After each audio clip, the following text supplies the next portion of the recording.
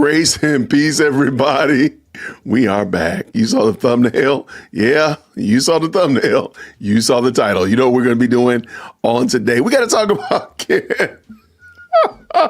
we got to talk about Candace's most recent, most up-to-date shenanigans. Y'all, please pray for this woman. I'm being serious. We got to talk about this. We got to have some fun. We're going to have some fun. But really, y'all got to pray for Candace. I think we're literally watching in 4K a complete and total, utter mental, I don't want to say meltdown, a mental thaw. We're watching. This is just crazy work right here. This is crazy work what we're watching. So y'all, we're going to have a good time today. If you haven't seen already, Candace on her book club, which, by the way, I want to talk about this book club. I've mentioned this before. Oh, shout out to my camera over here. I've mentioned this before that I think that Candace's book club is problematic for reasons that she doesn't talk about things that are edifying or building you up in your faith or causing you to consider your eternal position before God or anything of that nature. You know, I'm going to give her that she claims to be a Christian. I'm going to give her that. I disagree with her, and I don't think she really is, but I'm going to let her have it. But why does she not read books that actually edify the people that watch that? Because she has, 20 quadrillion people? I mean, the stardust is following her, right? Why does she not give them stuff that actually has eternal ramifications rather than looking at stuff that's just, again, you can balance it out, but I don't think I've ever heard her talk about a book that is encouraging and edifying and building up. Do you ever read Pilgrim's Progress, Candace? Do you know about that? What about some of the reformers, some of the old church fathers, if you will? What about them? Do you ever read that? You ever read theology books? You're always reading books about craziness and conspiracies. And then you, lo and behold, we realize that all you talk about are conspiracies. You don't talk about anything that's edifying and building people up in their most holy of faith, once delivered to all. No, but you're always talking about this chaos. So anyway, apparently on her book club yesterday, she just let the cat out of the bag. She just went full on, unadulterated wackadoodle. She doesn't say it directly, but she implicates that Donald Trump is the one who deleted Charlie Kirk. Yeah, hold on. Everybody grab your drinks, grab your beverages. I know it's too early in the morning for it to be a strong adult beverage, but nobody's going to judge you. Nobody knows what's in the cup. We'll just call it what it is. We'll just call it what it is. No, I've not read Chaos, but I do have my Chaos hat on today in honor of Chaos. But yeah, she tacitly, and again, you know, Candace Owens is the queen of line. She dances right along that line. She should have been an NFL running back because she could get so close to that line, the out of bounds line, but stay in bounds. Man, it's crazy. But she kind of implicates that Donald Trump is aware of or was a part of it in the infamous "they betrayed him" narrative. And what's going to end up happening is I believe somebody smarter than me, is going to actually do a timeline of all of the conspiracies that Candace has put out there, because I thought about it the other day, and I'm coming back to the Donald Trump thing, and we're going to watch the video. I thought about it the other day. According to Candace, the quote unquote order was given to delete Charlie Kirk way back in like May, right? Sometime a long time ago this year. But they were still negotiating whether or not it was going to happen as recently as like 48 hours before it happened, which doesn't make sense. Like, well, wait, all these players were in position, you know, the Egyptian plane, the Ninja Turtles, the Polish communist bees, everybody was in place to delete Charlie Kirk. But 48 hours before, they're still arguing about whether or not they're going to delete Charlie Kirk. Okay. And please understand, if you don't understand this, you are not beholden to this craziness. You don't have to. I just think it's comical. Like, at this point in the game, I can't do anything but laugh at you and make fun of you. I am going to bring a serious, sober moment to it as well, but we got to get into this because y'all want to know about it. What's going on to the people in the live chat? The best live chat on the internet. Now, yesterday, I was on a channel yesterday, and I heard somebody say that his channel, his live chat was good. And I said, I'm glad that you stuck with good because mine is the best live chat on the internet. Shout out to Tracy up in the building. This is my Thankful Thursday shout out morning activities. There we go. Meanie me. Thank you so much for stopping through. What's Joseph saying this? She is such a fraud. Yes, her weirdo little husband couldn't get her dog into heaven, let alone his sick and evil wife. Good gracious. Tell the truth. Tell the truth right there. Tell us how you really feel. Amir says this. Jail her already. I mean, I don't know how she's not going to get it. What's going on? Anastasia, hey guys, how are you? Yeah, Victoria, I think there's... I don't want to say mental meltdown. I try to steer clear of making, psychiatric evaluations because I am not a doctor and I do not play one on the internet. However, thaw, unfreezing, unsolidification. What's going on, Tina? Thank you so much for jumping in. The Conspiracy Book Club. Yeah, her book club. So now I guess people are since she can betray people's live text messages, I guess people are clipping her clipping her book club. Oh man, that's gonna be terrible. That's terrible work. I do not want anybody to send me any of her book club video links to dearwokec@gmail.com. I will not accept any emails sent with links to Candace's book club. I will not accept those at dearwokec@gmail.com. I don't want those. Don't send those to me at all. None whatsoever. I've kind of read one of the books she suggested I stop because it was kind of overwhelming. Grab a book about Christ. What about the sufficiency of Christ? That would be a great book. Maybe a book that explains apologetics and helps people walk through, the case for faith or the case for Christ. Those are some great books. If she has so many people, they want to join the book club, they can read about the case for Christ and you can get and present them something that's tangible that they can understand and wrap their minds around. Maybe they disagree with Christ. Maybe they don't understand. Maybe they think it's all a sham, but then they realize there's reason to believe. That would be beneficial. And we're going to talk about why I think she doesn't do that too. I got something about that. Good morning to you for sure. You were a member of her book club. Don't send me any links though. I don't want any links. If anybody who is a member of her book club, I do not want any links sent of any clips out of her book club at dearwokec@gmail.com. Don't do that. She did read a book called Chaos. She reads all kinds of books about, again, it's like, sure. I mean, you know what? The books feed into conspiracy. Let me say it like that. So the fact that she lives in conspiracy doesn't surprise me at all. What's going on up in this building? I see you, Loyal Love 3. Thank you so much. James is up in here. Good morning to you and to everybody as well. Make sure you drop your like number in there as well. I appreciate it. Now, this is going to be crazy work. I'm going to tell you right now. Yeah, do not email me that stuff at dearwokec@gmail.com. What's happening? Candy needs a strong sedative and a nap. Wendy, I agree with you 1,000%. All right, so let's pull this in. Thank y'all. So everybody who's jumped in, I see Empress in the building. Thank you so much. Good morning to you. All right, so shout out to Milk Bar TV. He's a national treasure. We got to salute Milk Bar TV. Recently posted on X 2 clips, which is Candace just discussing, and I really believe it's probably like yesterday or the day before, in her book club. And you can tell based upon what she's talking about that this is new. This is not old hat. She's talking about Charlie Kirk. She talked about him being dead for 6 weeks, so on and so forth. So this is within this last couple of days, 48 hours, if you will. And it's just it's a weird diatribe. And she does implicate, you'll see in a second. People into AI, I have always sensed this demonic because I'm telling you, I don't even think these people are human. Like I look at Elon Musk and Sam Altman and Peter Thiel, and I'm pretty sure they're hybrid. You know what I mean? Like they just look like an Apple software that I should be able to download at night, like my phone's getting an update or something. It's something in the eyes. Like, I don't know. I'm like, I know I'm human, but I don't know if I stabbed you if you bleed, I'm not going to stab them, but I don't know if they bleed all the way. I think a battery would fall out. You know what I mean? And I just get that sense. I've always known it was demonic.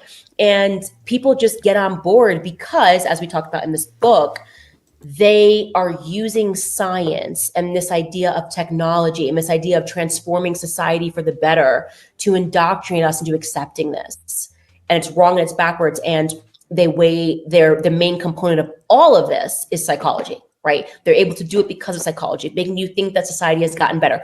Our kids have objectively gotten dumber. We've become fatter. We've become less healthy. We've become less emotionally sound.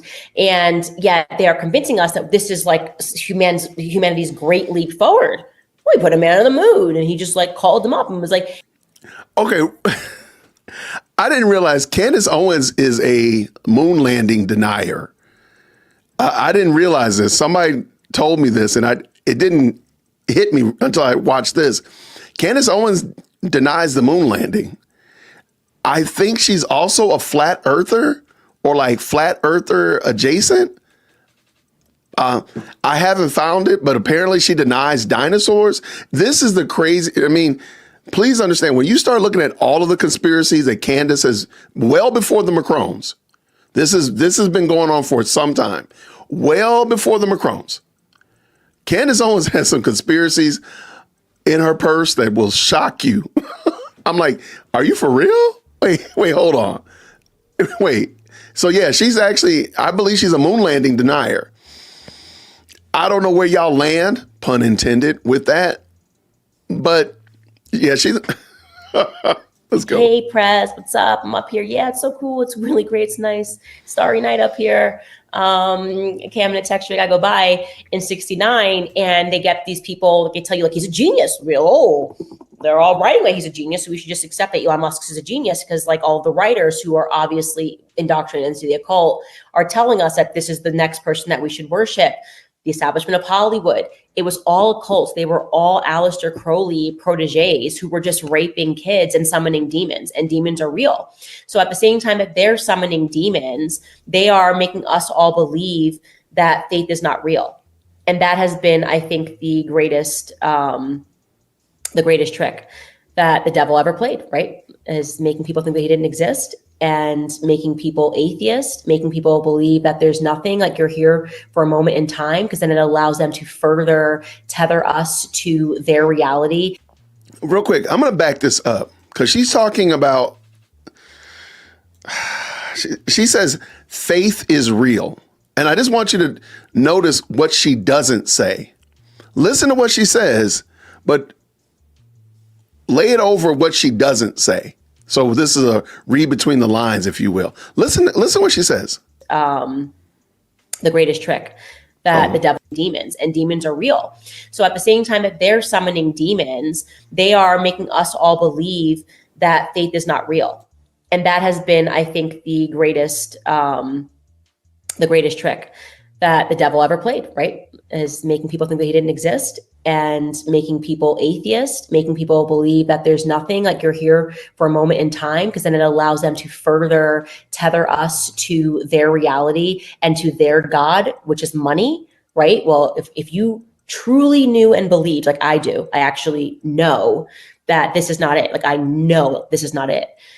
But if you truly believed that, you wouldn't sell your soul. People think that that's just like an expression. Oh, he sold his soul. No, you are literally selling your soul. Like when you tell lies and you go down a path of lying because you're so afraid of not having the security of a paycheck, or you're willing to do something terrible to maintain that job, or keeping your mouth shut to maintain that job. We're seeing it right now with the Charlie Kirk case, right? You're selling your soul. Like there's a life after this. They have made you pledge your allegiance to their dollar because they know life is going on. They know that. They want you to literally sell them your soul. That's my personal belief. Okay, so I wanted her to tease that out. And I'm going to tell you right now, I think Candace Owens, her book club, the things that she reads, I'm still reading a book a week. So I read a book a week, and follow me on my other channel, talk about my 3 goals. But I think the books that Candace Owens reads are problematic. Did you hear? She didn't mention God at all. She mentions demons, the devil, Satan, atheists, and the such like that. But she doesn't mention God. She doesn't mention Christ. She doesn't mention salvation. She doesn't even mention heaven, for crying out loud. She just says that life goes on after this. And I really believe that, well, we're going to watch a video in a moment. A young Jewish man kind of breaks this apart. I do think that there's a reason why Candace does this. Because if you notice, she'll mention the devil in a heartbeat. She'll mention Satan, demons, evil people all the time. You ever wonder why she doesn't mention Christ? Has that ever hit you like, wait, why are you even talking about Jesus?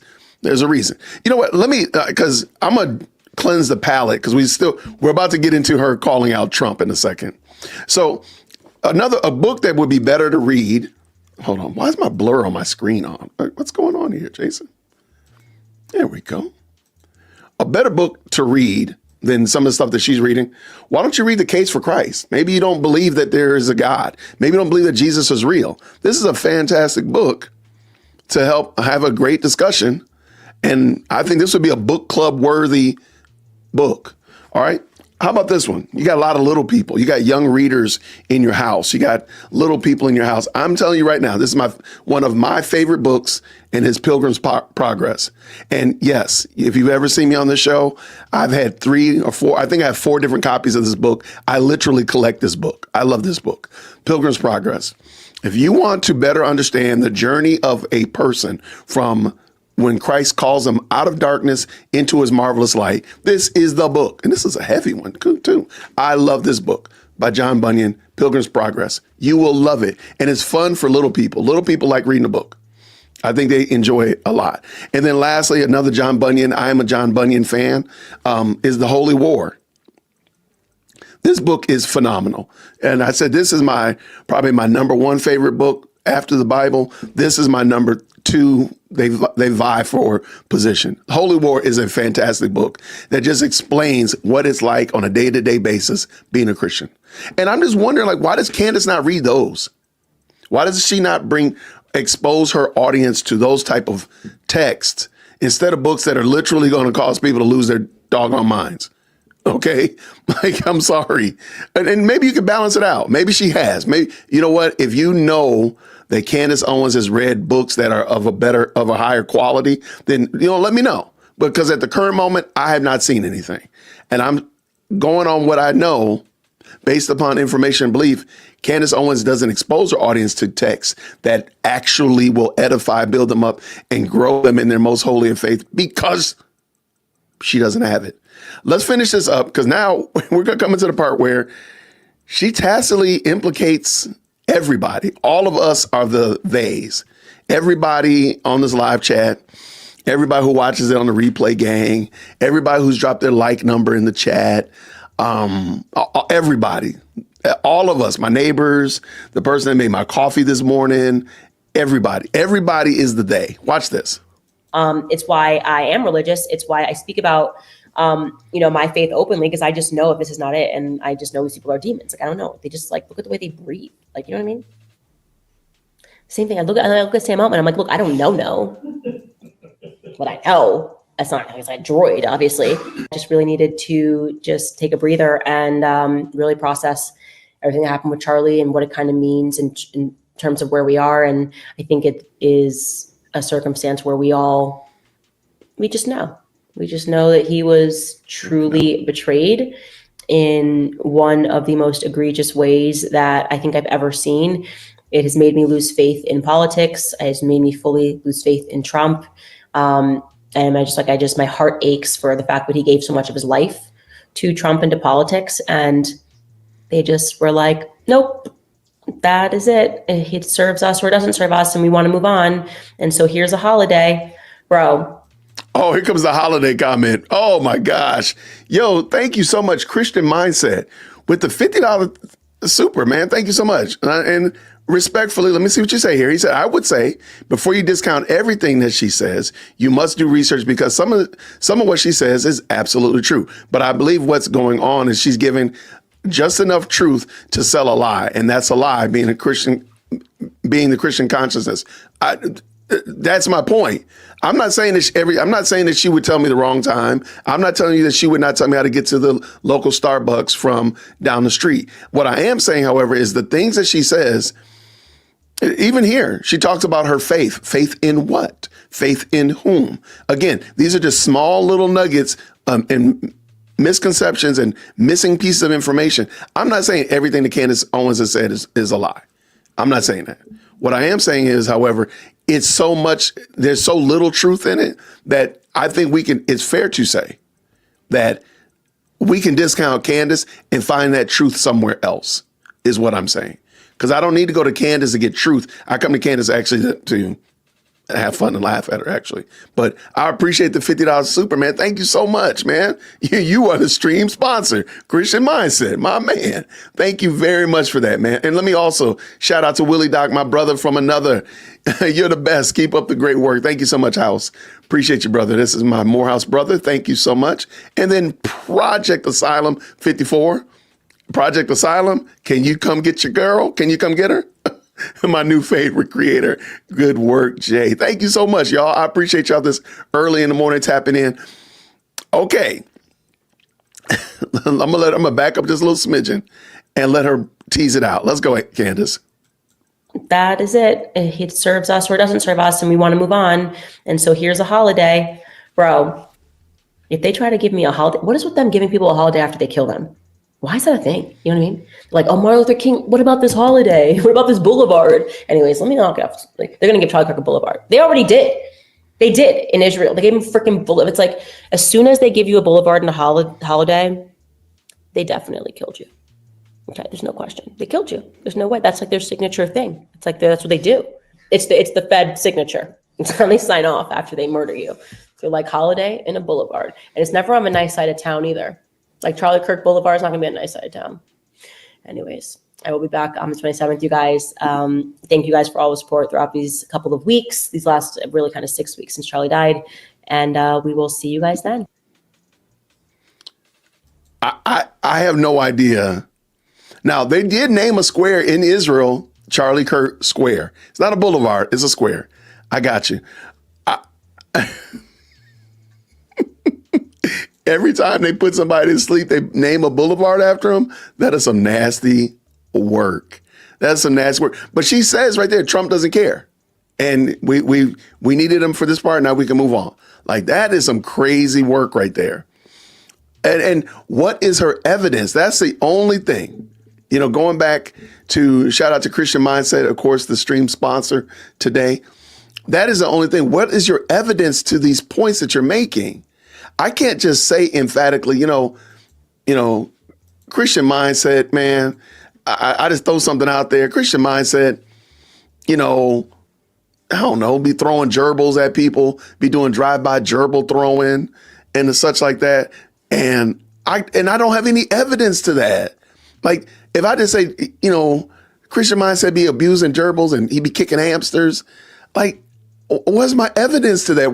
Why am I not required to show how I've come to this conclusion rather than everybody jump on Christian Mindset's head because Jason said he throws gerbils and kicks hamsters?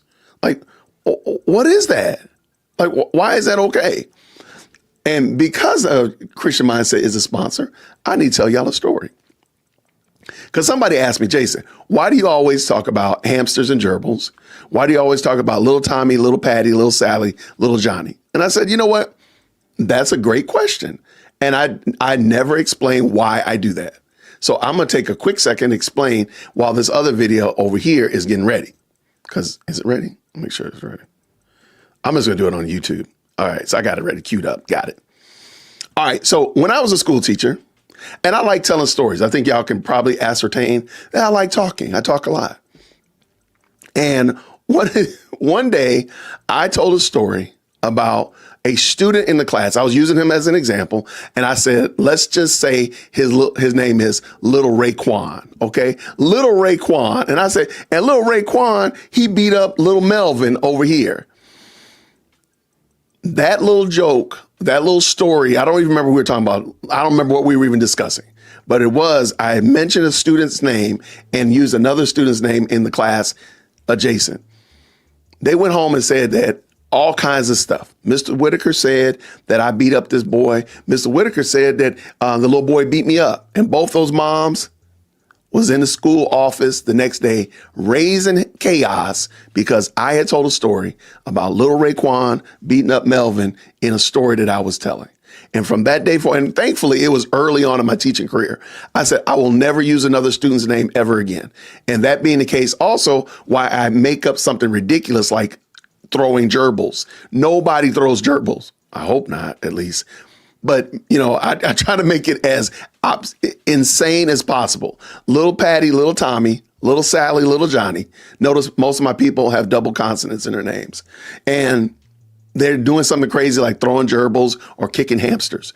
It's always got to be something crazy because I remember that day, them parents, and I'm like, how did I get y'all to school? I can't get you to come to parent-teacher conference, but I tell a joke in class and you got yourself up in here. In her slides, bonnets, and pajamas, which is crazy work. So that's why somebody asked me, why do I always do that? And because I don't think that, I don't want to put myself in a position where I have mistakenly called somebody's name and I get in trouble about it again. So that is why I don't use people's real names as best I can, if I can. Now, over here on this channel, I think we all can handle it. I don't think your mom's going to come running up on me, anything like that. So I'm okay with it, but I still do it out of habit. And people laugh at me about it. I do it when I'm teaching Sunday school, when I'm talking to my kids, they still laugh at me about that. And I'm putting Christian Mindset as a stream sponsor because he has sponsored your boy. Thank you so much, man. There we go. I love it. Now, real quick, we are going to jump in. I appreciate y'all. So there's a young brother who is an Orthodox practicing Jew, and he has a fantastic channel, Nissan Black, and I'll put that down in the chat as well, but down in the description of this video. Sorry about that. He did an excellent job of breaking down why it is that Candace Owens does what Candace Owens does. And I think we can glean something from it. So, oh, wait, hold on. Wait, hold on, y'all. We're going to have to call Christian Mindset, going to have to come to the front of the church. What did he just say this? You have no evidence because I hide my gerbil abuse extremely well. LOL. I love you, bro. Keep up the good work. Man, y'all, not only is this brother the stream sponsor, but now we're going to have to put him under witness protection because he out here abusing gerbils, man. What's that? PETA is going to come after him. We don't want that to happen to him, man. Absolutely, man. Thank you so much for being a stream sponsor. Thank you, Christian Mindset, my man. And also thank you, Dark Streets, for the $10. She says this, she's a charlatan. America will fall as long as people like her and Tucker Carlson continue to spew hate. We also have the far left and Islam bent on the destruction of America. I agree with that wholeheartedly. And I also want to point out, if y'all didn't see Tucker Carlson at TPUSA this week, I wasn't impressed at all.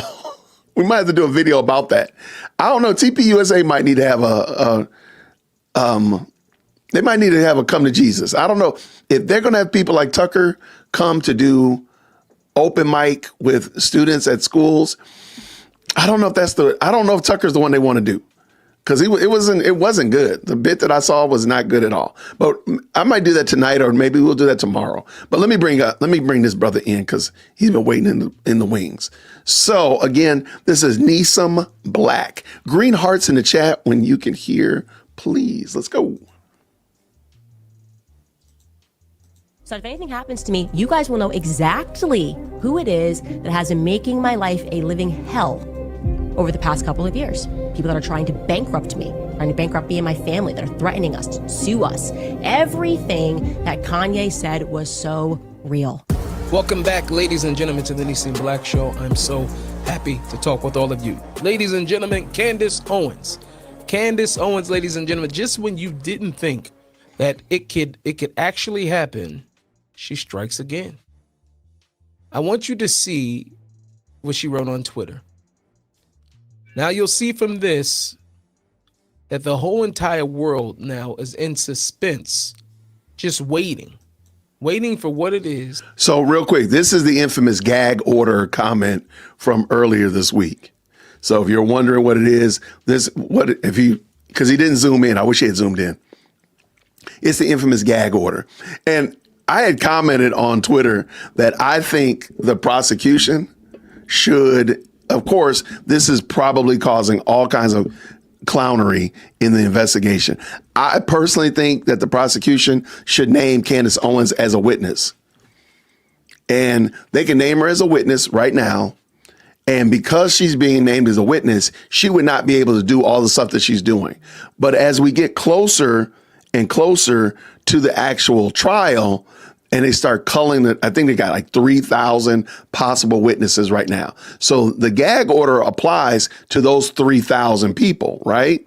So add Candace to them. So now it's 3,001. Well, as the trial gets closer and closer, there's going to be fewer and fewer people.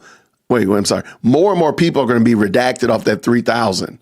So it'll go down from 3,001 to 2,500, 2,200, 2,000, and so forth. And just make Candace one of the last people you cut off of there. She would be under the gag order. So then if anything she says now after she's been placed on the gag order, in my opinion, would then cause her to fall under being held in contempt. There you go. I think it would work, but I don't know if they want to do it. Of course, it's an uber waste of time. It's a waste of time because they're never going to use her as a witness. I totally get that part.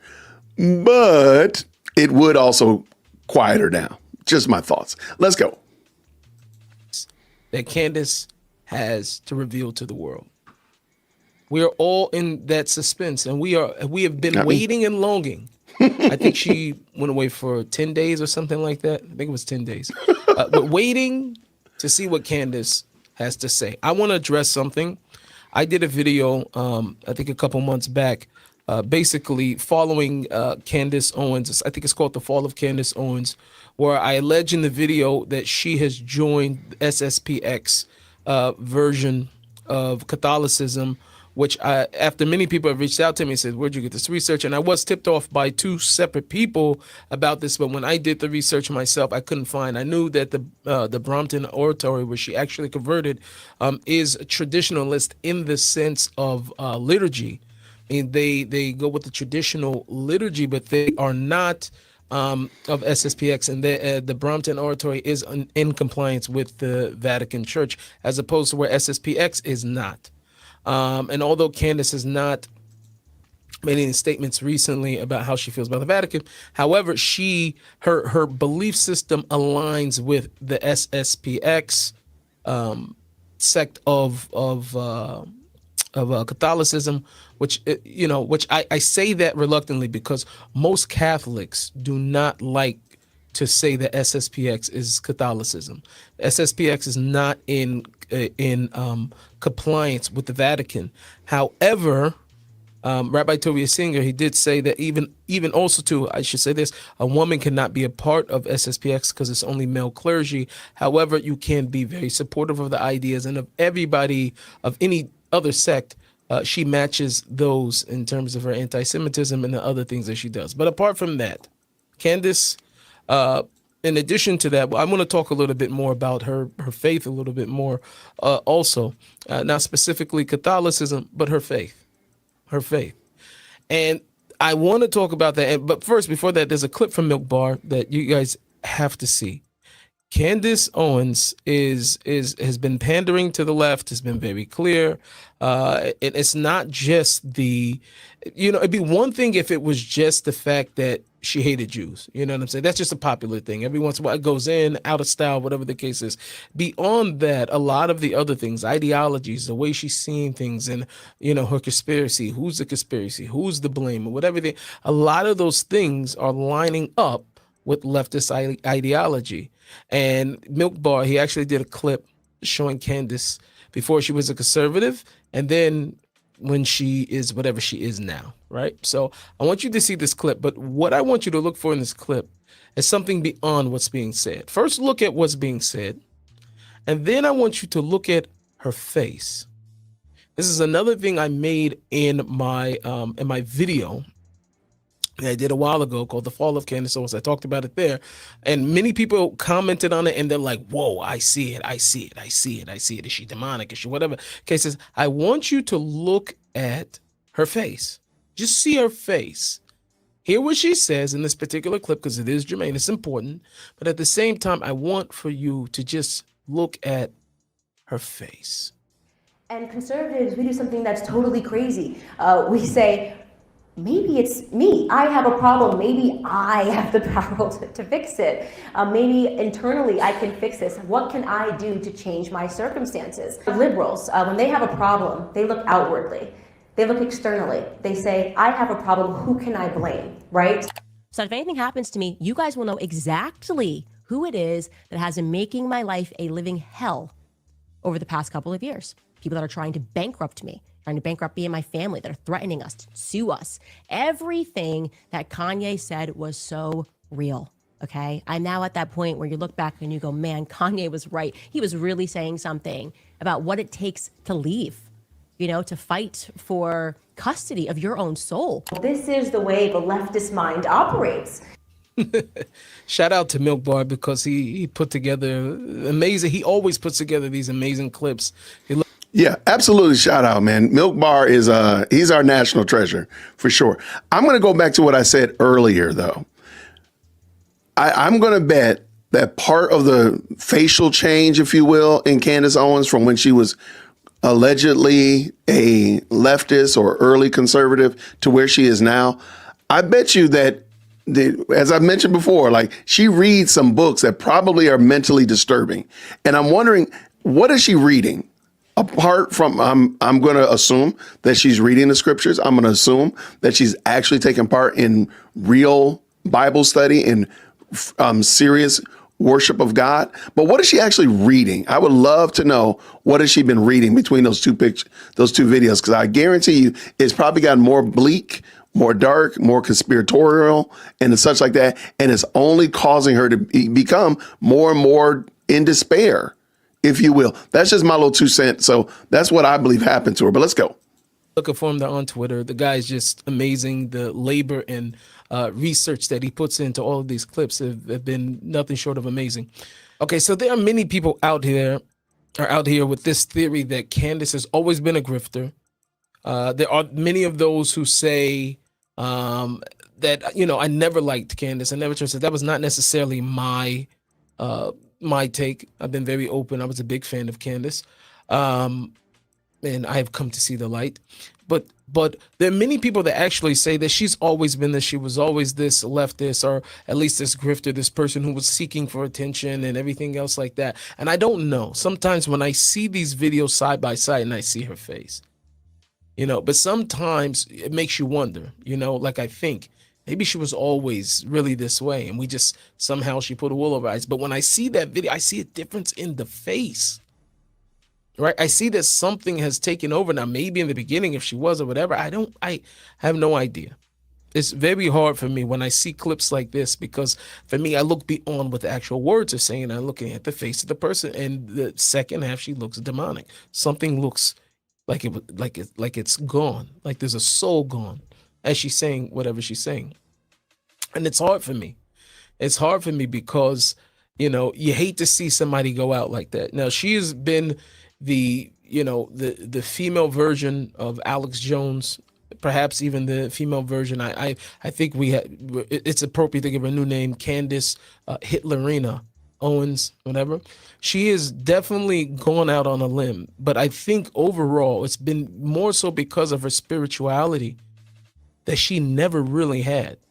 You know, see, Candace has always been a very, very, prior to her conversion or whatever it is, not just her religious conversion, prior to her mental conversion. So I'm going to stop right there for a second. I have a video of her doing a quote unquote convocation at Liberty University. And she did this back in 2016. And so she talks about how she, and I'm using the word converted real loosely, converted from being a liberal to being conservative. I really think when I did that video called Candace Teaches a Form of Christless Conservatism, and some people jumped on my head about that. They didn't like that I said that. It's going to be hard for you to beat those charges that Candace has equated her conservative values. She's anti-abortion.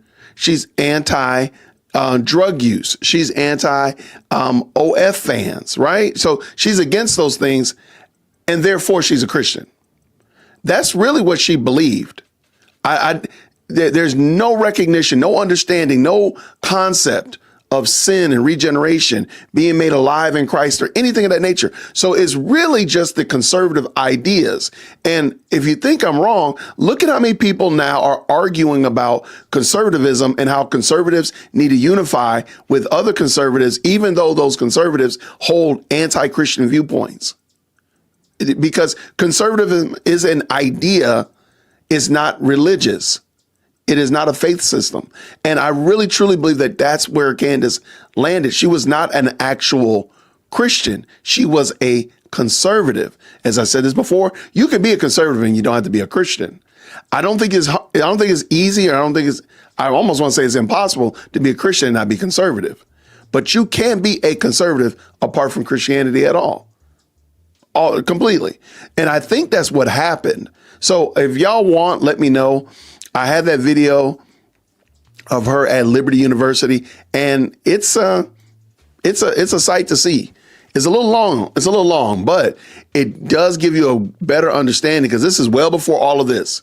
So she was still in the throes of conservatism and a conservative darling, if you will. So this is well before all the shenanigans and conspiracy, before conspiracy Candace stepped into the chat. But let's go and bring them back in, and we'll finish this up.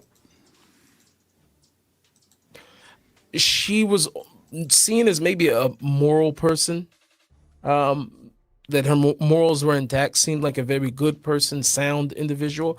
But one thing that I don't think anybody ever mistaked her was for a spiritual person, for a person of faith. And it's not. And it appears to be that has left her almost in every single way. She has gone out into this place of acting as if she's a Christian, acting as if her Catholic faith is the driving decisions behind the things she's doing. And this is a Jewish man that is calling her out, saying that she's acting like a Christian. That's kind of wild work right there. That's some grade A wild work, that he can see the problem. Let me back that up again. That's wild, man. I think this is telling. This is very telling. Gone out into this place of Does anybody know why he had Cardi B on here? Does anybody remember why? Does anybody remember Candace's fight with Cardi B and what it was about? Does anybody remember that one? Because that was a craziness, right? Right. Candace was calling out Cardi B and Meg Thee Stallion for what they did at the Grammys, and it was crazy work. It was crazy work what they did. And Candace was right in her critique of them. But what she was saying was not a Christian argument. She was just saying that it's wrong for them what they were doing and what they had done at the Grammys, Emmys, whatever it was, at the Grammys. Emmys is for movies. Yeah, it's Grammys. Okay. What they had done at the Grammys. And she was correct in that. Well, lo and behold, they got into a Twitter fight, and Candace said she was going to sue Cardi B. And I put this up there. I did a video about it. I thought it was pretty wild that something was said behind the scenes that Candace never did sue Cardi B, even though Cardi B said something very, very similar to what Candace has been saying about the Macrones. I don't know why, but Candace never sued Cardi B when she said that she was going to sue her. I think that's interesting. If you look up what Cardi B actually said, you might find it to be interesting as well. Let's go. Acting as if she's a Christian, acting as if her Catholic faith is the driving decisions behind the things she's doing. And it's offensive to other Catholics, right? She has no business. And you have never really seen a time where she was ever really just, quoting the Bible or quoting it. Like, here we go. You've never seen that type of fire from Candace. I don't know what happens privately, but I'm just telling you what we all seen publicly, whatever we've seen before us. As we have seen a person who has looked to be, I think she's an opportunist. She has hopped on. I heard something, and if she gets to say what she heard, then I can say what I heard from other people who are within, and I'm going to have interview. It wasn't Josh Hammer, but I'm going to be talking to Josh Hammer soon. I'm going to bring him on. But I have talked to people from within her circle. Me and her have a lot of mutual friends, actually, or they are former friends now, that have said that almost every single person behind the scenes, everybody knows about Dennis Prager, everybody knows about Ben Shapiro and the Daily Wire and everything else, but there are also many people who were behind the scenes, who were Jewish, that helped Candace at major critical points of her career. I think we all have seen that. And you can imagine. We've all seen that. Yeah. Even I would always assume that because the forward-facing face like Dennis Prager, Ben Shapiro, and such like that, I just assumed there were other people behind them that also helped her out. So, yeah, shout out for sure. That she has completely pummeled, destroyed all of those relationships. And this seems to be a pattern of behavior that everybody is noticing. I mean, Charlie is no longer here anymore. And she is even disrupting his life. And he's not even here. And that just goes to show the character of the individual that we're dealing with. And I'm saying this is supreme evil. The things that she's putting out, the nonsense, the rhetoric that she is. If you're watching her, please stop. And Candace, I don't know if there's a world in which you will ever see this. But, you know, based off that video, based off of all the new things that's been saying, I don't know. The face is still disturbing, but I want you, give me the close up. Give me the close up. Candace, you were born a leftist and you will die a leftist. Thank you so much I like for watching. Please, again, I like his approach. Shout out to him. Notification bell. And shout out to Neeson Black. I agree with him wholeheartedly. I don't think she ever left being a leftist. And I've proposed this to other content creators as well. Like, when she was a leftist, she was railing against the right. She was railing against conservative, railing against Republicans. What would cause somebody to make such a drastic change as at one point I was a leftist railing against the right. Now I decided to become a conservative, a Republican, a right-leaning person, and I rail against the left. What happened to make you make that big of a change? That's an ideological change. That's not just saying, oh, I'm Presbyterian, but I decided to become Baptist. I mean, I'm still in the Christian faith. And now we just got better potlucks, right? But church is longer. So there we go. But what would make somebody make that change? That's kind of reasonable. Everybody can understand maybe a Presbyterian becoming a Baptist or vice versa. That makes sense. But I'm a Christian and now I've decided to leave the faith altogether. That would be something different. That's a paradigm shift that, okay, I need to know what happened. There's more to that than just, I just want better potlucks and I want to be in church longer. There's more to that, right? And I don't think anybody's ever asked Candace, what made you leave from being a leftist to becoming a conservative, allegedly?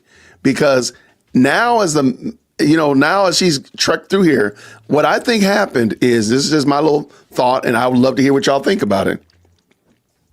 My thought is, when Candace became a conservative, there were no black female conservatives. There weren't any black female conservatives. You didn't have any of them. Not outspoken and loud like that. There were black Republicans, sure, but nothing like what she had now. And so Candace saw, in my opinion, this is my theory, she saw that there was a hole that she could fit in and literally fill that whole space up. She would be the face, the name in that space. And so she looked over here. There's all these people over here, these liberals and such like that. There's other black females in there. She was just a face amongst many. But she jumps over here and now she's a chocolate chip in a rice bowl. And she just said, oh, I can take over. I think that's what happened. I don't think she left from being a leftist to becoming right-leaning or conservative Republican out of an ideological change, but actually more of an opportunity opened itself up. Because look at how she's fighting now. Look at how she's scrapping now. And most importantly, look at who she's scrapping and fighting with. She's not calling out leftists. Like, sure, and I've said this before, she could actually say, sure, you could say that Israel is responsible for Charlie Kirk. Okay, whatever. But what about the trans community? What about leftists? What about Antifa? None of them have been invited to the group chat.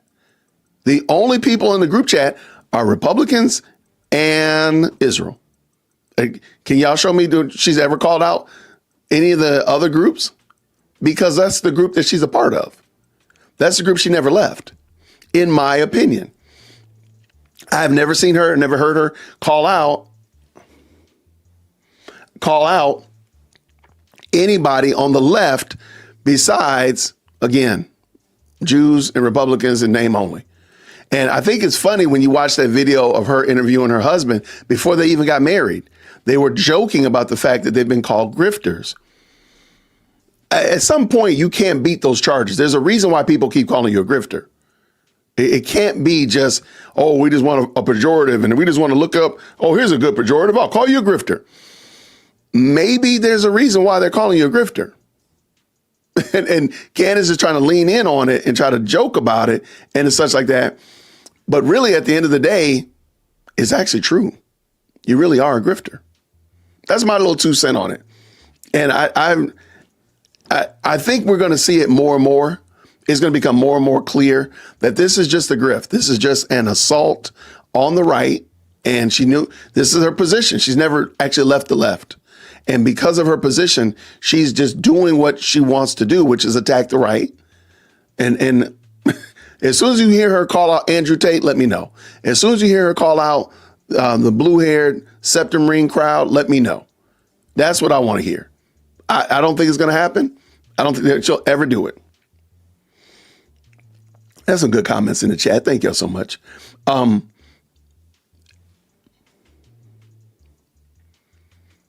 Yeah, I don't think that this is it. I mean, she's here to cause trouble. She's absolutely causing trouble. So this isn't that long. It's the Candace Owens did a convocation at Liberty University back in 2018, September 26, 2018. I just think it's very interesting. And I think it'll punctuate the concern that we have about what she says. This is a convocation at a Christian college. You would kind of think, that, Jesus would be invited into the chat, right? You would kind of think like, oh, well, you give like a little head nod to the Ancient of Days. Like, hey, shout out. It's interesting. And I've also been collecting Candace's testimony. I've got 3 copies of it, and 3 versions of it, where she talks about when she was how she became leftism and became a Christian, or leftism and became a conservative. And I said that like that intentionally because she does mix those two up. I wasn't just implying that. She does give that being a conservative is being a Christian. Kind of like what people say, like Republicans are Christian. That's not necessarily true at all. That doesn't mean it at all. So real quick, I want to say shout out to, I got some great supers in here. What did Dark Side say this? She's a charlatan. And thank you again. I read this one earlier, so I appreciate it. Thank you so much for the $10 super again. Thank you again to Christian Mindset. And Darkside also added that Tucker Carlson, Candace Owens, the Muslim Brotherhood. Yeah, I mean, the fact that the Muslim Brotherhood, thank you for that $10 super as well, Dark Streets. The fact that the Muslim Brotherhood rocks with Candace, you got to start at some point, start scratching your head like, why is that? You got to start asking yourself, why is that they are okay supporting Candace and Tucker Carlson? And why is it that Candace and Tucker Carlson don't call them out at all? You got to start wondering about that. It's gonna enter into the chat eventually. Okay. Erica, I don't I mean, I can't disagree. I'm taking it back. Erica Joy right here. She says this. I'm starting to believe that she might know something about Kirk's death and is doing all of this to distract everyone.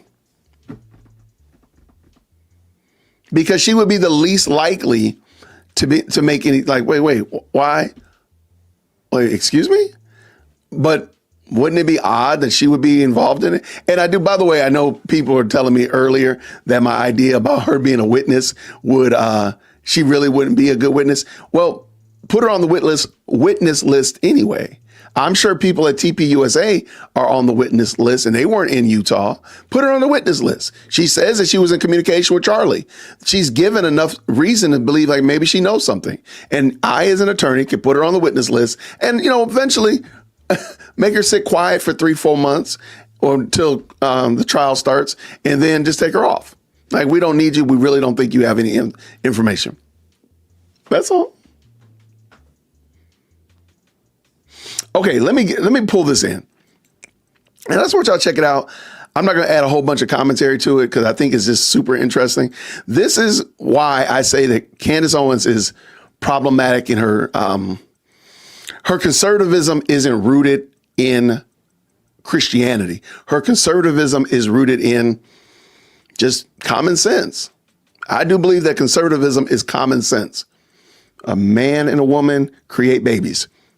There you go. That man will always be a man. You were born a man, you'll die a man. That woman, you were born a woman, you'll die a woman. That's just common sense. You don't have to be big brain to consider that. So anyway, I'm gonna pull this in. I just want y'all to check it out. And I might speed it up a little bit, but I just want y'all to listen to it. I'm not going to add a whole bunch. I might jump into the chat and add chaos in the chat. But I just want y'all to see and hear what she's talking about. And this is, again, convocation at a Christian college, which should be open court for Christ, man. Christ should be made much of here. But let's see what she says. Shout out Green Hearts in the chat when you can hear. Ideas which on paper do not make any sense whatsoever.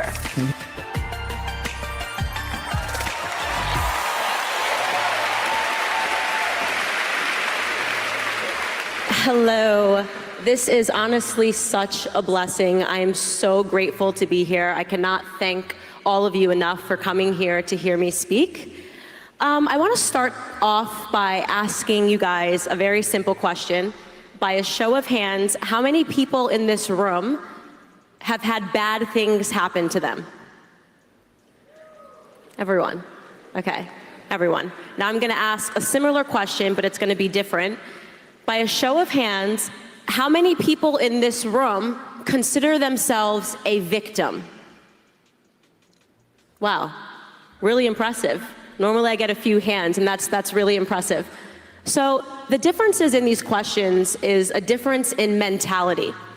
I have been smeared, libeled, I have been protested, I have been kicked out of restaurants, I have been assaulted because I go around with a very simple message, which is that bad things happen to everyone, but a victim mentality is not something that you should possess because a bad thing happens to you. This has earned me the title of being called anti-Black, anti-LGBT. I have been called a Nazi sympathizer, among other things, because I have this idea that if we don't accept ourselves as oppressed and we accept ourselves as the victor of our experiences, then we can achieve more in life. So let me tell you a little bit about me that you're not going to find in all of these articles that. Okay, before she jumps in and talks about it, notice back then being a Yahtzee sympathizer was bad. Notice she literally said like, oh, as if it was a pejorative. But now she actually honors that position. She actually holds that as a Yahtzee sympathizer, which is crazy work. All right, let's go. Basically want people to believe that I am somehow a white supremacist, which is quite impressive that I get called a white supremacist. I grew up in Stamford, Connecticut. I did not, yes, is there some Connecticut love here? That's awesome. I grew up in Stamford, Connecticut, in a really small apartment I share with my sisters. I have two sisters. Did not grow up. I grew up in poverty. My family didn't have much. We had the exterminator coming into our apartment when I was a little girl to. Okay, I know I said I wasn't going to keep stopping. I need y'all to pay attention to something also. One of the things for the highly melanated community, especially when you've risen to a certain level of notoriety, maybe you're middle class, lower middle class, upper middle class, whatever, is to always point back to, look, I had humble beginnings. Candace always talks about the fact that she was raised in a roach infested apartment. And she's gonna lean on that pretty heavy. But also, did y'all happen to hear how many siblings she has? Could y'all put in the chat real quickly? Did y'all hear how many siblings she says that she has? And I'm going to back it up just so you can hear it again, just in case you weren't paying super attention to it. How many siblings does she have? Experiences, then we can achieve more in life. So let me tell you a little bit about me that you're not going to find in all of these articles that basically want people to believe that I am somehow a white supremacist, which is quite impressive that I get called a white supremacist. I grew up in Stamford, Connecticut. I did not, yes, is there some Connecticut love here? That's awesome. I grew up in Stamford, Connecticut, in a really small apartment I share with my sisters. I have two sisters.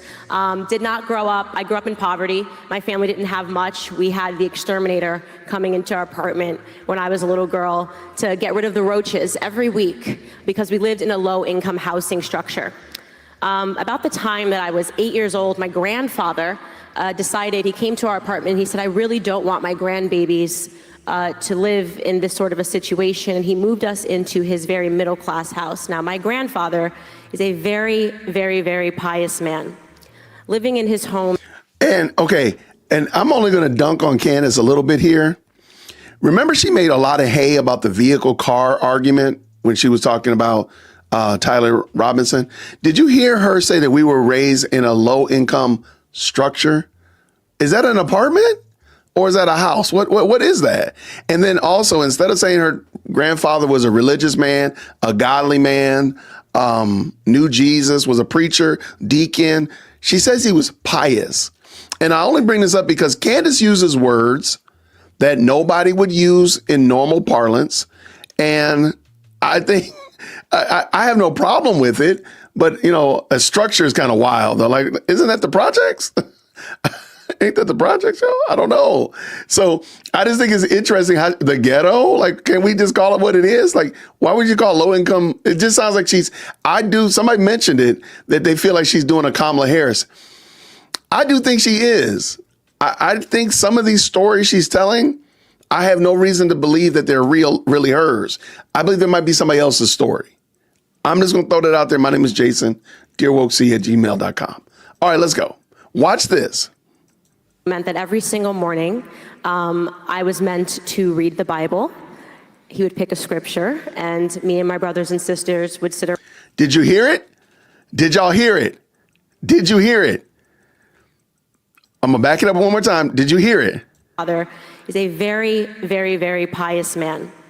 Living in his home meant that every single morning, I was meant to read the Bible.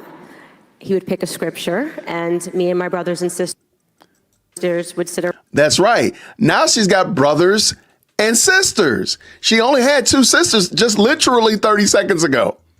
This is not another video. I didn't splice it in. I didn't use AI.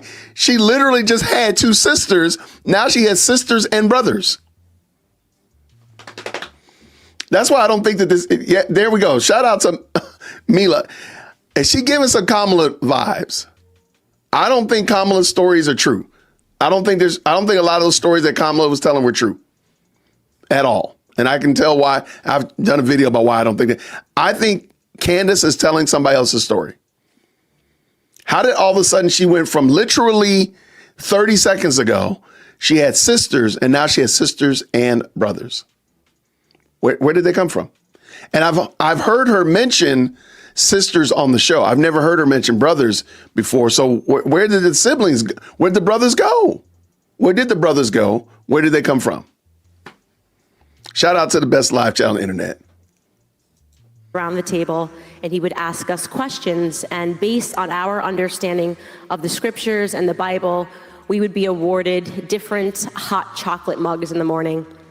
I never really in my life thought that that was a meaningful way to grow up. In fact, when I was introduced to the public school system, I was embarrassed. I was embarrassed about my relationship with God. I wanted it to go away. I didn't want people to know that my grandparents were so Christian, that they wanted us to read the Bible every morning. That wasn't cool. That wasn't a cool way to live. And so I shed that. I shed that throughout most of middle school. I hid it.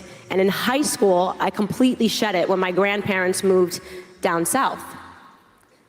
In high school, I had a very unique experience happen to me, which reporters and journalists do not like to report on because it completely disrupts their narrative that I don't understand that bad things happen to black people, that I don't understand that there's racism in the world and that people can be hurt by racism.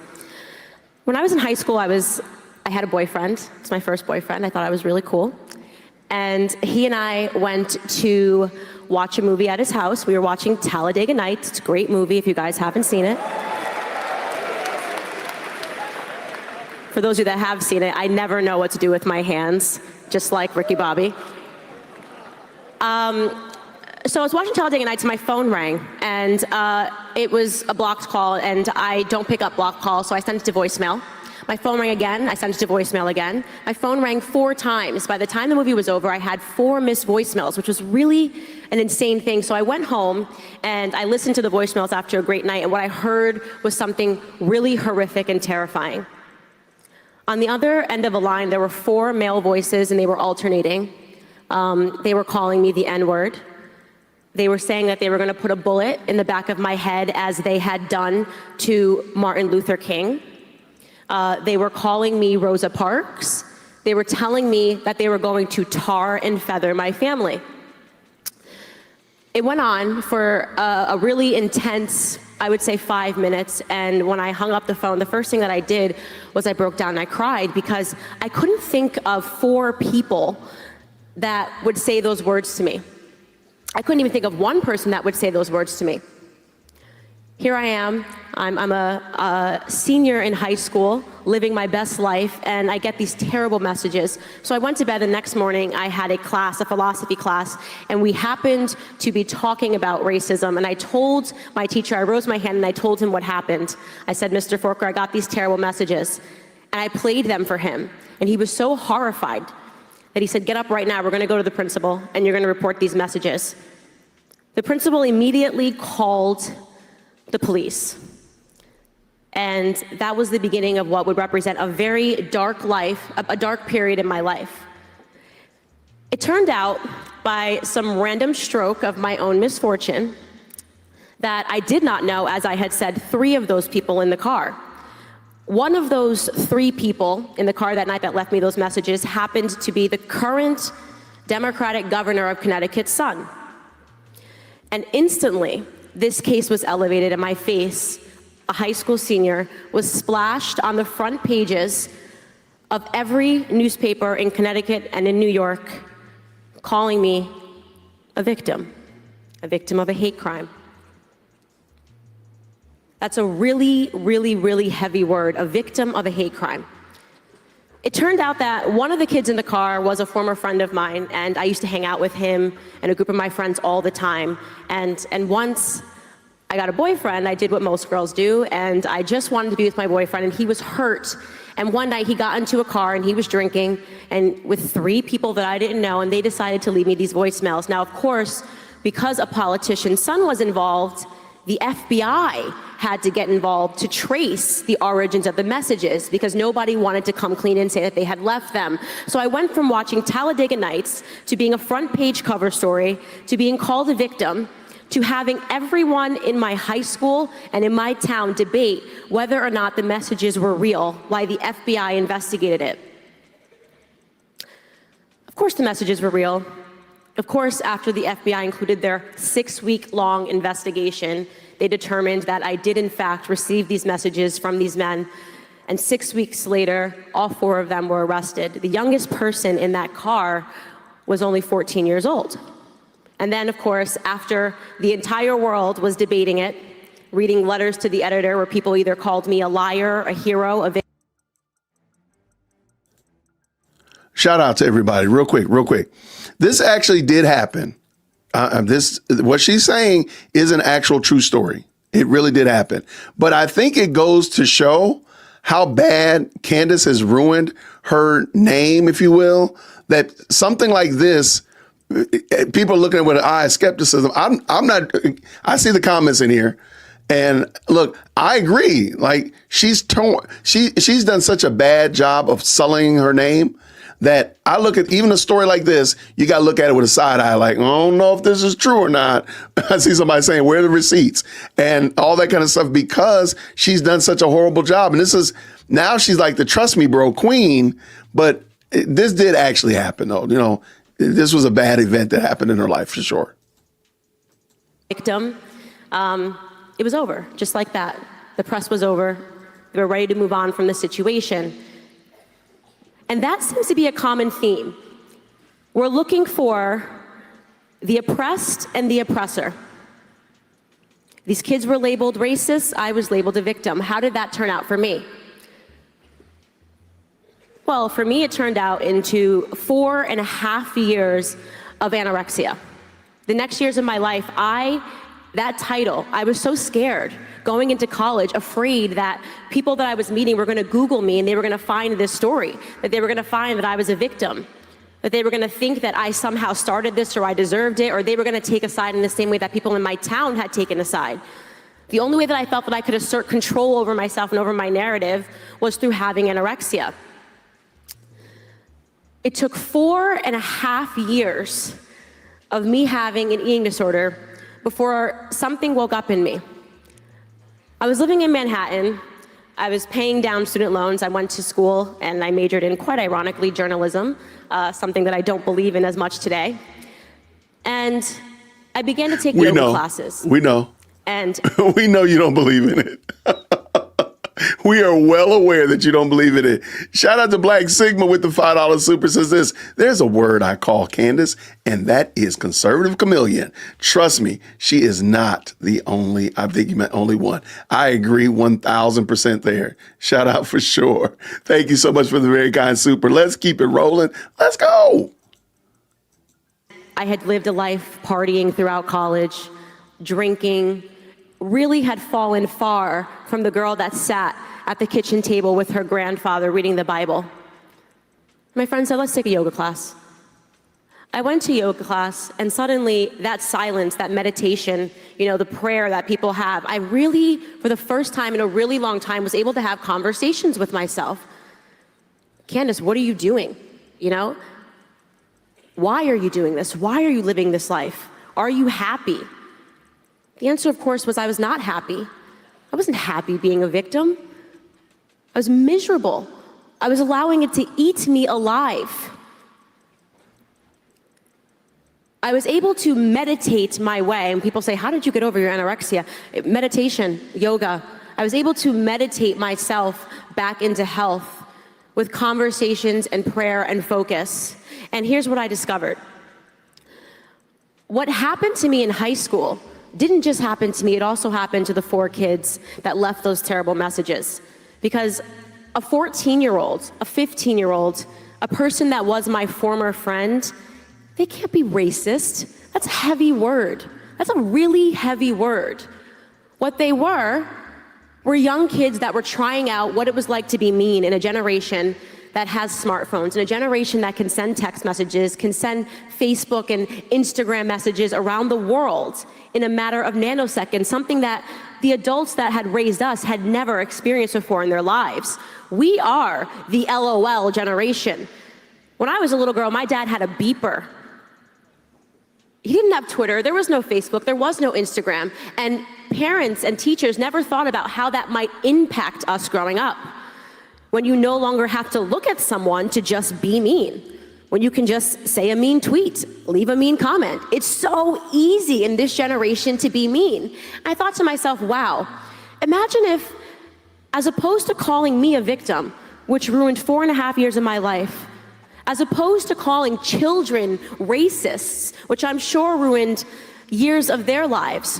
What if the adults in this situation tried to pause and actually understand how everybody was impacted?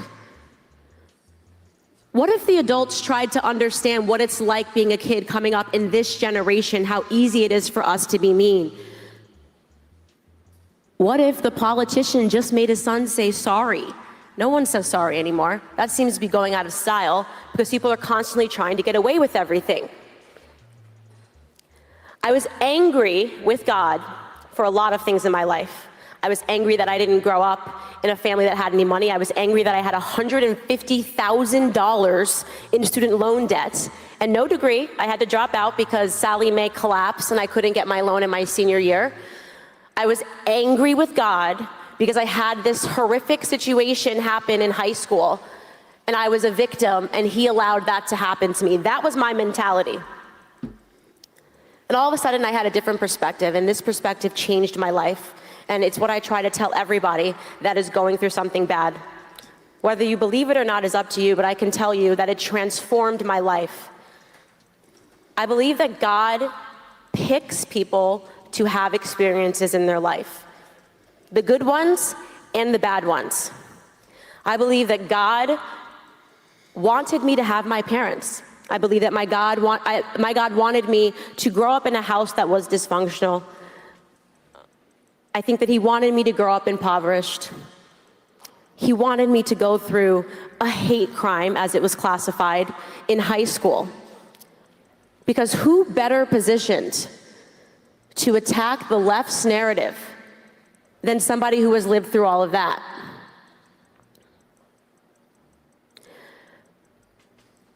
In 2017, in early 2017, I had such an interesting moment. I was still drinking, and suddenly, after a night of drinking, I woke up in the morning and I just broke down crying. It was the most bizarre thing. Nothing happened.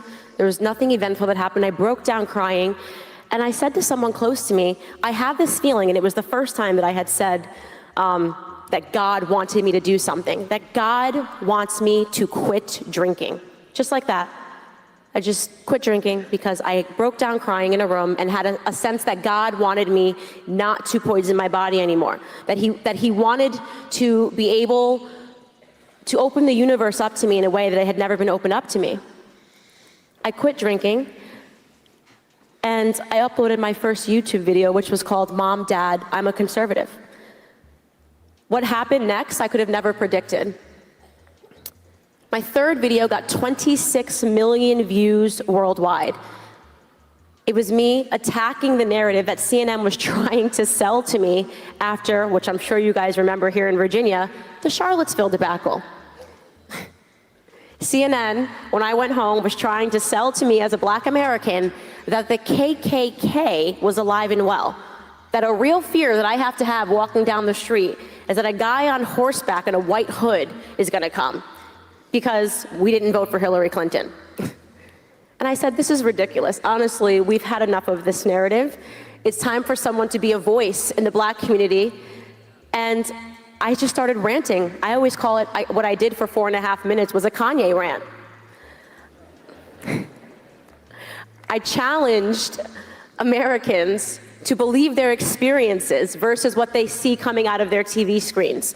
Because what I see is that I grew up in a country that is not racist. I grew up in a country that is diverse. I grew up in a country that has given opportunities to so many people, including myself, to be able to start from humble beginnings and to use my voice and to be able to share it. And tell me, in what other country in the world do people have those sorts of opportunities that they could flip open a laptop, Kanye rant for 4 minutes, and reach 26 million homes? I attack a lot of narratives on TV. I'm sure for those of you guys that follow me on Twitter, you see that I am going after, I go for the jugular a lot about tons of things. I speak out against feminism because it's not feminism. What's happening today is a radical form of a women's movement. The idea that we don't need men, that men are always and constantly, once again, the oppressed versus the oppressor. I have news for people that do identify themselves as feminists. Men are not dropped off by the stork. They are born. We are the people that have to carry men for 9 months. They are our little boys, they are our sons, they are our husbands. The idea that somebody can live a life in the way that Brett Kavanaugh has lived his life, and to have what has happened to him over these last couple of weeks happen to him should terrify everyone. This country needs due process, but beyond that, this country needs women to find their voices and to fight for our men. Because what is happening right now is a cultural war on men.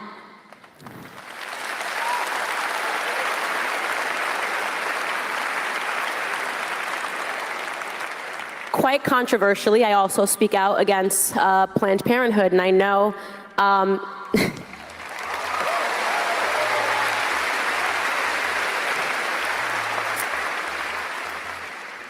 in school I learned that choice was good. The word choice is good. The left is incredibly good at linguistics. Planned Parenthood.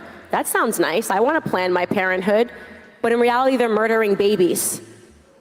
Choice. Choice is good. I want choices. But in reality, one of those choices is to murder. When I looked into Planned Parenthood and the history of eugenics and the fact that it was founded by a woman who quite literally said that black people need to be exterminated like weeds. When I looked into the numbers and I understood that 900 black babies are aborted every single day, and yet CNN wants me to pay attention and be upset and enraged and to boycott and to protest for the 16 unarmed black men that are shot and killed by police.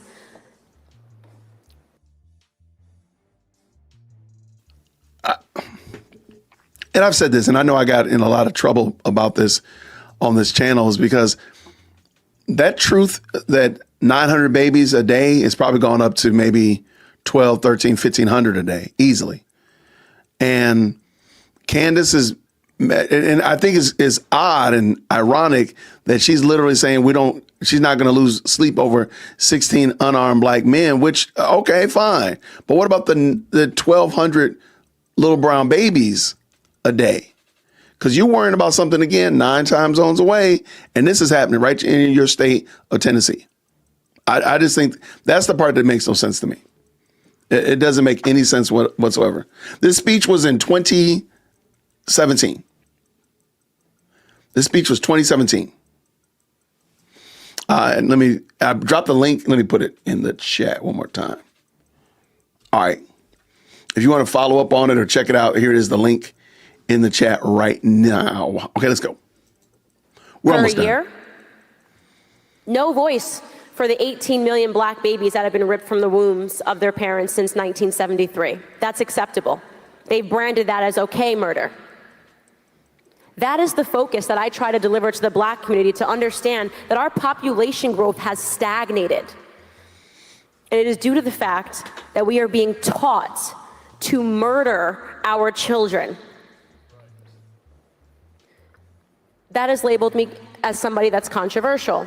She doesn't believe in Planned Parenthood. I'll tell you what else I don't believe in. I don't believe in the welfare system.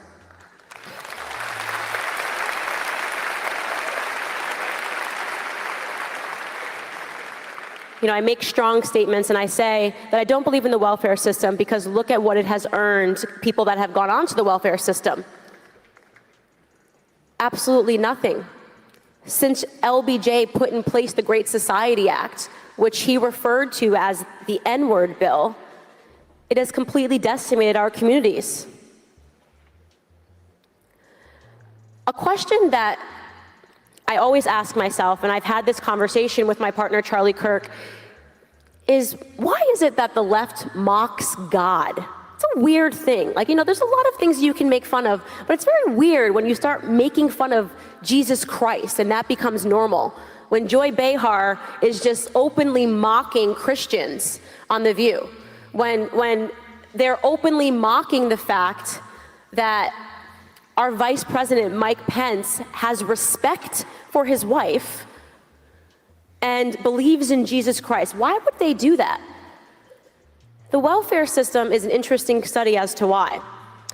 My belief is that the left wants to grow government. It wants government in many ways to replace God in people's lives. It wants people to turn to government for solutions, for every solution. Someone had told me that, hey, Candace, the argument for pro-choice is that Planned Parenthood also does a lot of really great things, and I'm sure that's true. They supply birth control pills, and they conduct mammograms, and women can go there for other health concerns. And I say that's really great, but they're also murdering people. There's no justification for murdering people. How do we get to a point in society where people understand the value of a human life? If we don't have people boldly and courageously standing up and speaking out against these systems, which are meant to make us place so much faith in the government, so much faith that the government can fix all of our issues, so much faith that the government understands how many human lives are worth being born. How do we reverse that? Every single person in here, I believe, has had a series of experiences that are prompting them to do something great in this world. At the moment that you believe in yourself, at the moment that you get back to your center, that you align yourself with the universe, with God, the universe will open itself up to you. It certainly did for me. Maybe not every person is going to do what I did. I'm going to stop for a quick second because she does this a lot. And if you're a researcher, let me know. Somebody argued with me or told me that when Candace met Charlie, she was literally praying to the universe. She was a spiritual person, spiritualist. She was not a Christian by any means or measure.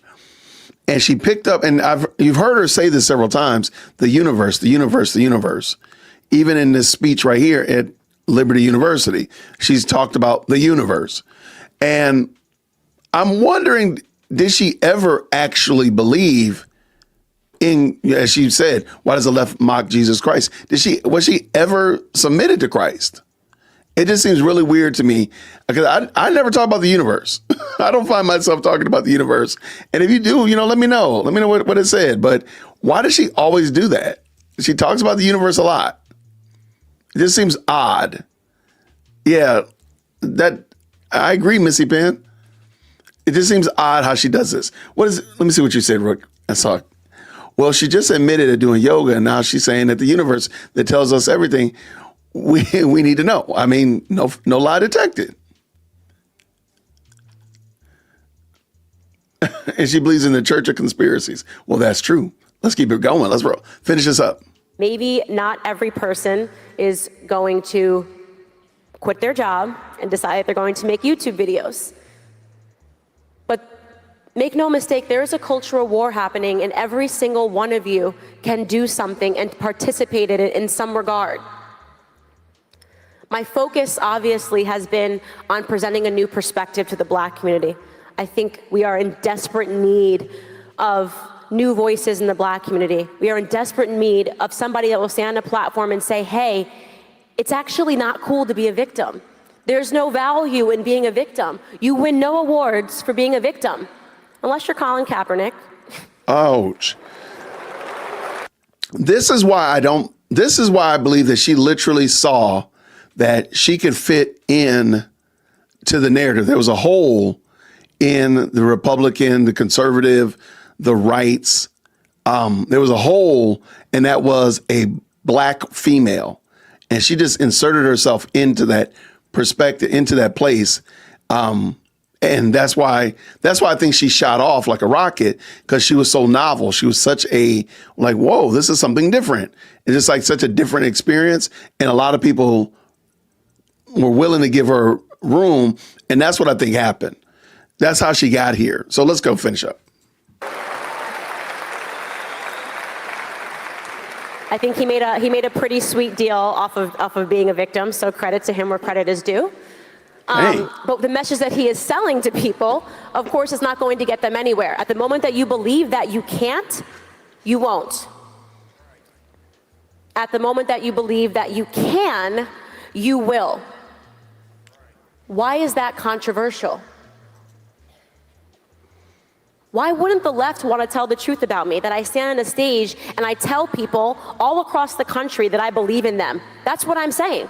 Every time I stand on a stage in a room, at a university, at a college, I say, hey guys, I believe you. I believe in you. You can do it without government handouts. You can do it based off of good ideas. You can do it based off of hard work. You can do it with Jesus Christ. Oh no, Jesus entered the chat. Uh-oh. Jesus entered the chat, y'all. Uh-oh. Get a head nod. Of course, if every single person in the world thought that, if every single person in the world woke up with confidence and said, I can do it and I can contribute, and my life, my birth has meant something, it means something to this world, and I'm going to contribute something, you would see naturally that government would shrink. That when people were faced with problems, they wouldn't run to an arbitrary welfare system. They would turn to God, they would turn to their communities, and they would nurse themselves back to health. That's what you would see. And that is why I believe in my heart that I have been considered a threat to the left and to the establishment. Kanye West, man, he's a wonderful man. Wow, how did Kanye was getting his flowers even back then. Wow. That's so weird to me. That is so weird. Now, mind you, this is about, if I got my time right, this should be about 2 or 3 months before she meets George Farmer. So she's still, single, ready to mingle. But my goodness, in the morning, she's mentioned Kanye like 3 times already. You know what I mean? Good gracious. It's so great to look back at everything now and to remember his song, Jesus Walks. How many of you guys know that song? And he made that song, he made that hip hop song, Jesus Walks, because people told him that he couldn't talk about Jesus and he couldn't make Jesus cool. So he made it a #1 album. He made it a #1 track, talking about Jesus and feeling that Jesus was walking with him in what he was doing. The gift of Kanye West isn't because he is one of the biggest stars in the world. The gift of Kanye West and that simple 7-word tweet that broke the internet, I love the way Candace Owens thinks, is that he opened people's hearts and people's minds to a different perspective. The gift of Kanye West putting on the MAGA hat was that it completely destroyed the narrative. I love Donald Trump. Wow. How things have changed. Wow. First and foremost, he's pointedly hilarious. I actually genuinely feel bad that there are people that are not enjoying Donald Trump in office. I don't understand how they don't understand how hilarious President Donald Trump is. Aside from that, he's an unbelievably strong leader. To stand in the face of the entire United Nations assembly yesterday and to say that America will be governed by Americans and not by globalists. I have no idea what this speech is about.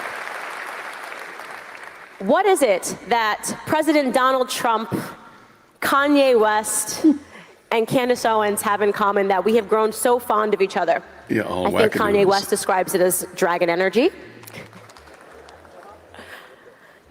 And Awkward. to me, I think it's individualism. It's believing in yourself. It's standing up in the face of everybody telling you you can't. You're not allowed to think that. You're a black man. You can't think that. You're not allowed to think that. You're not a woman. You have to think this because you're a woman. It's standing up in the face of all of that and saying, no, I am my own person. I am governed by what I believe to be truth. and I can live up to any expectation that I set for myself.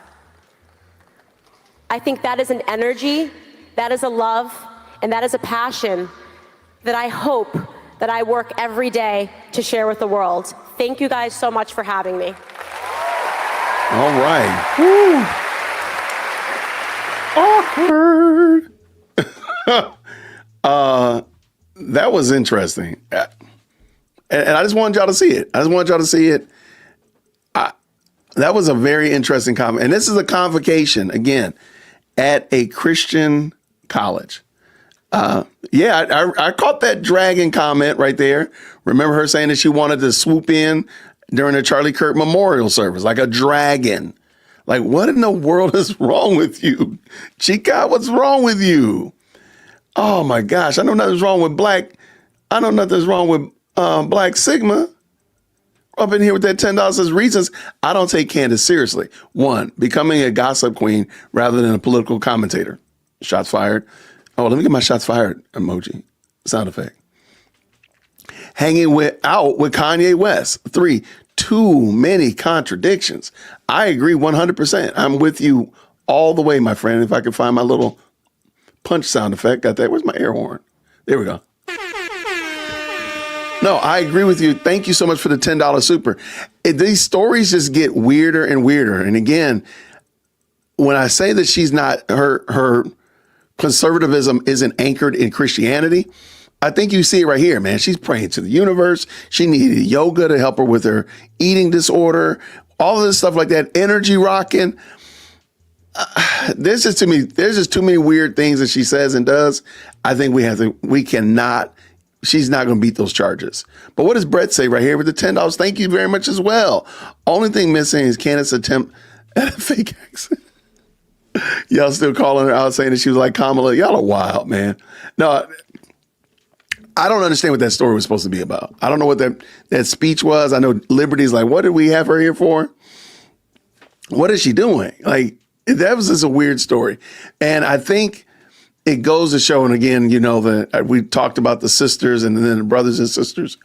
I think a lot of this story is just concocted. I do. I don't have any reason to believe that she's telling the truth. I have no reason to believe that. I think she might have concocted this story or cobbled it together from other stories and other things that people say. It did not have a theme. It was just let me see what it's called. And the link is in the chat. Candace Owens, Liberty University Convocation. That's all it says. I'll drop the link again just one more time. Make sure I didn't, just in case you missed it.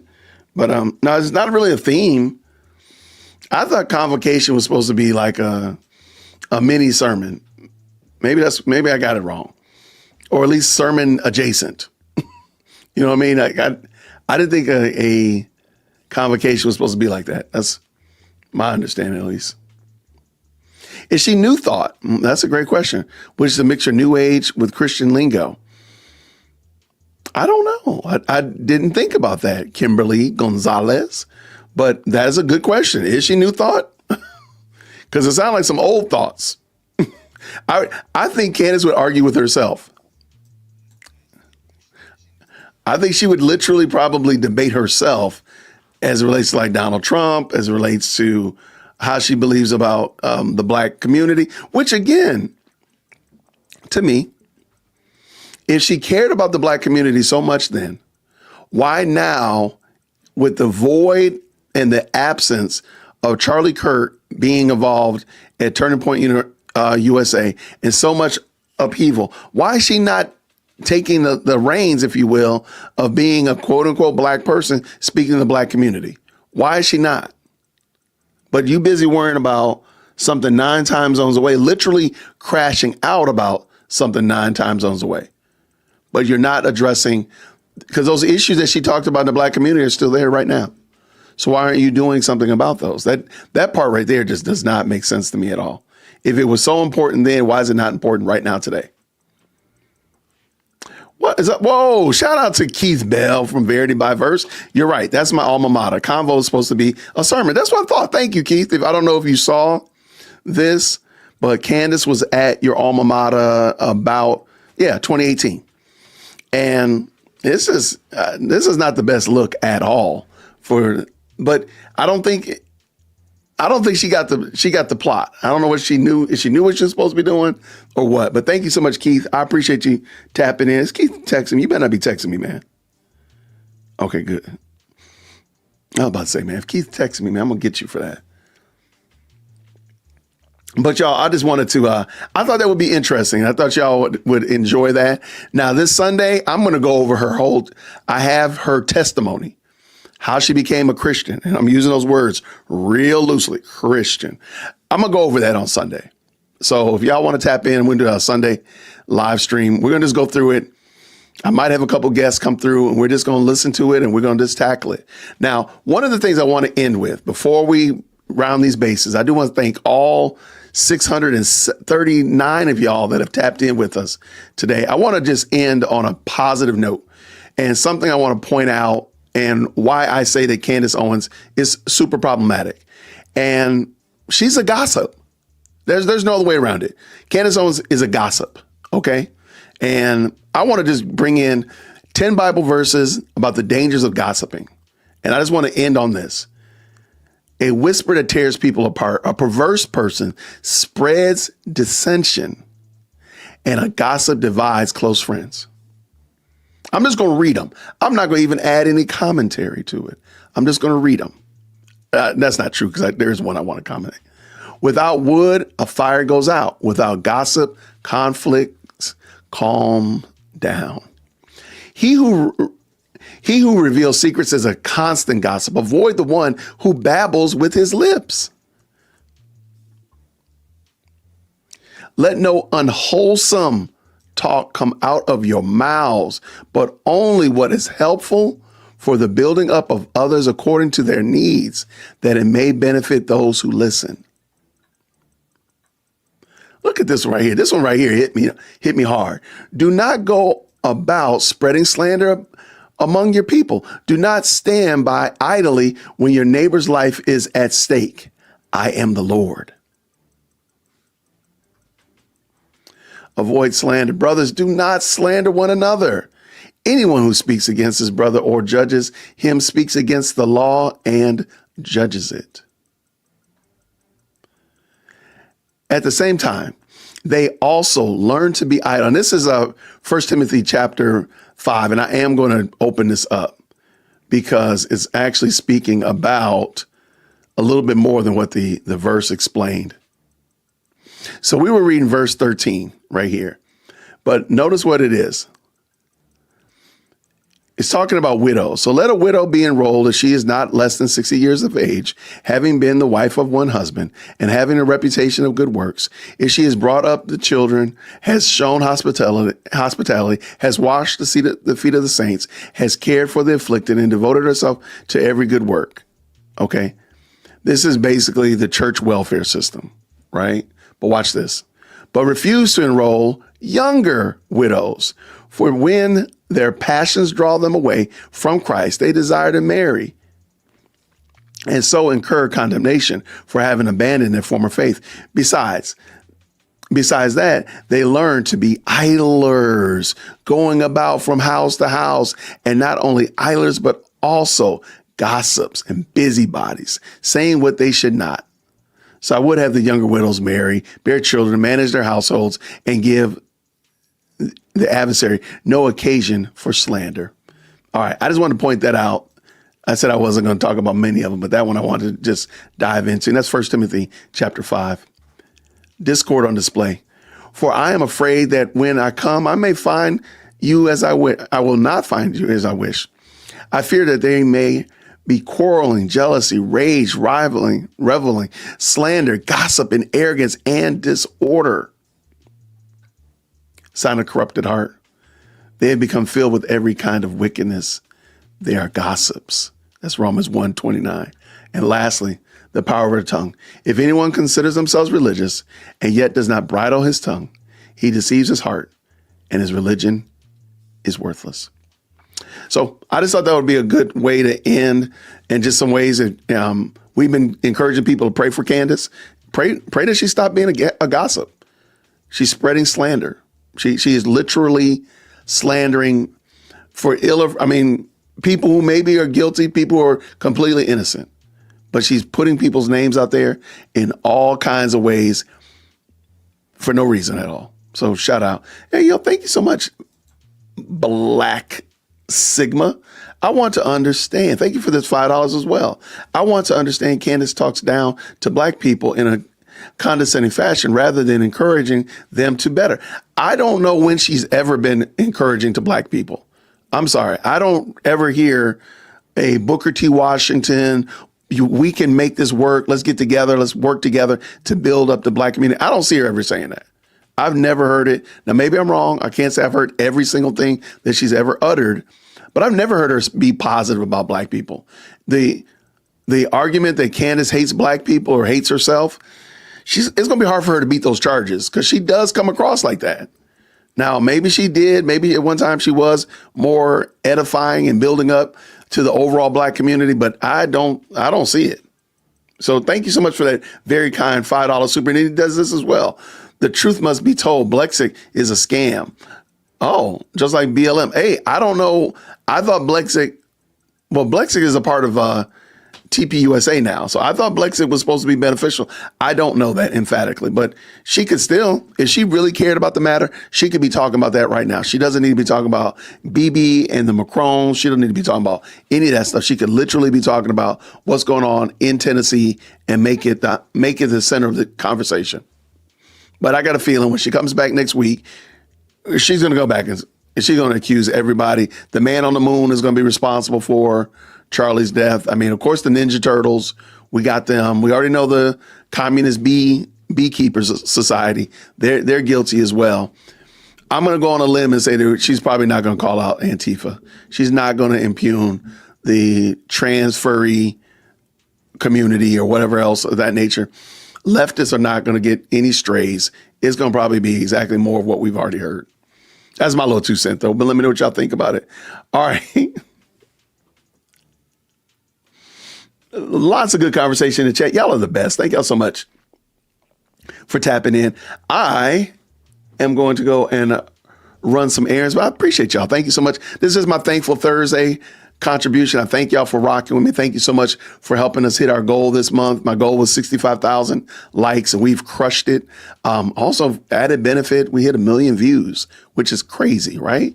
Thank y'all so much for watching the videos. Thank you so much for tapping in, all that kind of good stuff. Go ahead and like, share, subscribe, all that good stuff, bell notification, all that. It means a lot. I really do appreciate it. Hit the green hearts on the way out the door, everybody. I'll see you all real soon. Grace and peace. Thank you so much for tuning in to another episode of the Jay Whip Podcast. If you enjoyed today's show, please do me a favor and hit me up with that 3-piece special. Like the video, subscribe, and of course, share it with somebody who would also enjoy this type of content. And make sure you leave a comment because I do pin the best comments to the top. So thank you so much for tuning in today. And until next time, everybody, grace and peace.